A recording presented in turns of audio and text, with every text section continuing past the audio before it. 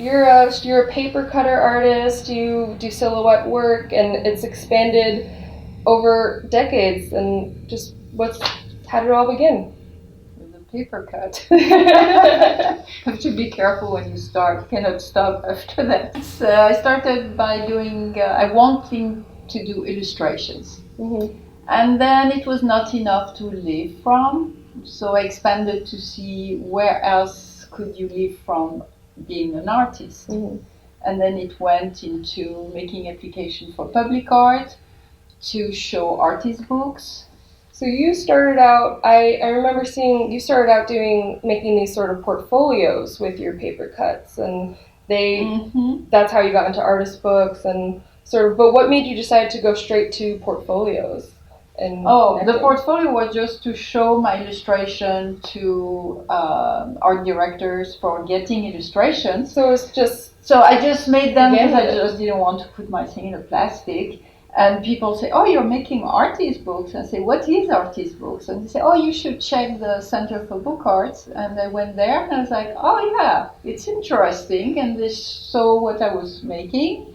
They, oh, we should, we should go to these next exhibitions. And before I knew it, I was starting with artist books. And then it just expanded from there because we're here because you're a part of the Lise Curry art collection, and it's being moved to St. Francis College and part of that collection as well. Did Lise meet you when you were just beginning to do portfolios and artist books, or did she see sort of like the larger scale work that you had begun with? I was not at that stage, of course, because I know Lise for a long time, and I was trying to think when I met Lise. Like, of course, I can't remember. I know the friend who said, oh, I have a friend who loves art. She would love to see what you're making. And I was already making paper cuts. I think I already had large ones, but not as large as now. And of course, it was not as developed into the language I have now, but it was probably 20 years ago. Do you remember the first piece that she collected from you? Not really. I remember the first commission she gave me, and it was about her life. But I'm not a portrait artist. But I was thinking about how can I put her life that it's relate to all those different stories and facets she had. And then I came up with those 9 lives of Lise Curry that are 9 different pieces about her life. Those were actually the first pieces when I first met Lise. That's the first work I ever saw, and I remember going into sort of her gallery, her life that is there, and I connected to it so well. And I mean, it's ranged from so many. The villages and these sort of worlds that you create within these. Has there been any influence from the people in your lives to create these worlds, or is it all just your imagination? It's all connected. It's difficult. It's like a big ball of different leads and wires. It's all connected, but it's mostly about visual memories, how memories are tied to place, to emotions, and how you visualize how things are connected. And in fact, I make extra connections into the stories, because sometimes we have different part of our lives, different part of our identity, or different time.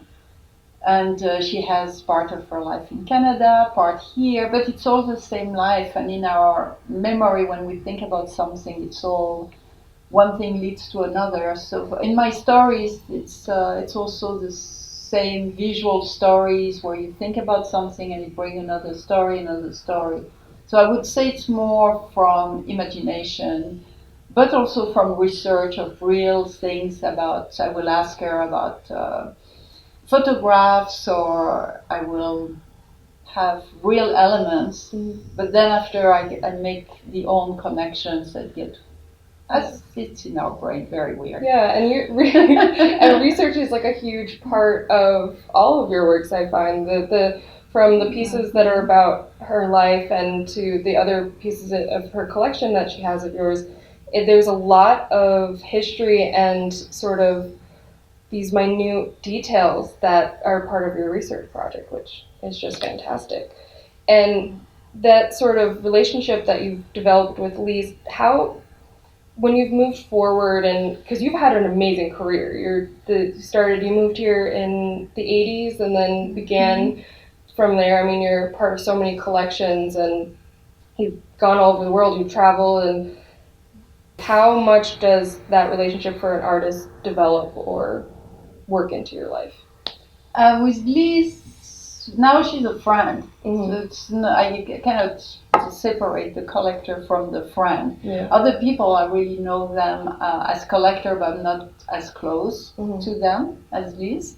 So with Lise, it developed over the years, and it's a friend first. But I'm interested seeing what she's collecting, because I love to see her whole collection and some of the artists I became friend to. So that's an interesting part where it's interacting. So you've really enjoyed the public art aspect of that's kind of happened, because you've gone from paper to steel now.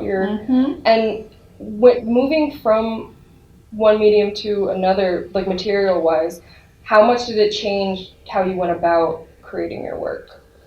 Of course, when it's bigger, you have to think more about the structure. But paper cutting, it's already a cut panel, so it could be in any material. So you want to be rigid enough to not flip if it's a fence. But it was pretty easy to go from 2D to 3D. It's a little more stretch. And I'm trying to expand my visual vocabulary by going into different, and I always try to expand my visionary and imagination vocabulary too. So it's all between the boundaries of what you allow yourself to make or not make. But there is a lot of possibilities, and what I like in public art, it's like this, it's in places that some people, they don't have any art around. When it's low-income really just building or different subway stations in not really great neighborhood. And I think it's great to have public art. Yeah, because it reaches. It reaches to a whole other audience that doesn't always have that opportunity to see art every day. And it's like, passing it, there it is. Is there a material that you haven't worked in yet that you want to test out, or have you... Probably a lot. Yes. What's interesting is the 3D laser cutting. Really? To cut in volume, so that I'm interested to explore as techniques. And it's just the whole field of technology is expanding, so there's probably a lot of new opportunities to manipulate how you connect things. That's amazing. And then the one that gets into your vision, you learn, and there is all the other one you have no idea exists. Yeah. And so with your public art, you get to sort of test out a lot of these new technologies, and with the steel cut and 3D laser printing, is there a consideration for when the audience kind of views it? Are there any sort of compromises that you need to make to get the work there, or is there anything that you're like, I'm doing this so when somebody sees it, it makes an impact, or how does that play into the creation? It's all balance. I mean, public art commission is all about compromising because it's a different audience, so you have to be sensitive to who's going to see it and how they can react and where it is and that it's safe. And so you have a lot of different things, and you have a lot of different committees looking at it. So it's all about compromise and finding the best solution for you have a story to share with the public, and that they can view it in a poetic view, and if it's a commuting space, that every day they can make another story.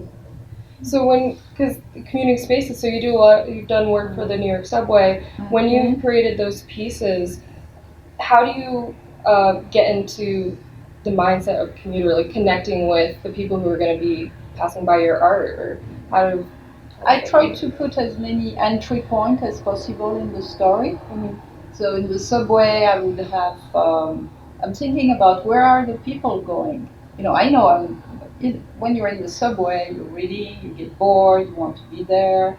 You don't really want to be stuck in the subway that's, in between stations. Mm-hmm. So your mind is going everywhere where you want to do. And so I'm trying to think people, oh yeah, they might go golfing or surfing or going to see their accountant or going for therapy or to a gym. So I'm trying to see all the things that exist around and try to put as many entry points into the story. I really enjoy that. Well, thank you so much for talking with me because Thank you. your public art you do and the work is just so fantastic that I think it connects so much to our message that we have for Lisa's upcoming show, Mirror Mirror. It's just bringing the art to the people and people to the art, just connecting that all. I think that's really just fantastic. Yeah, I'm very happy to be part of her collection and all about connecting people to art.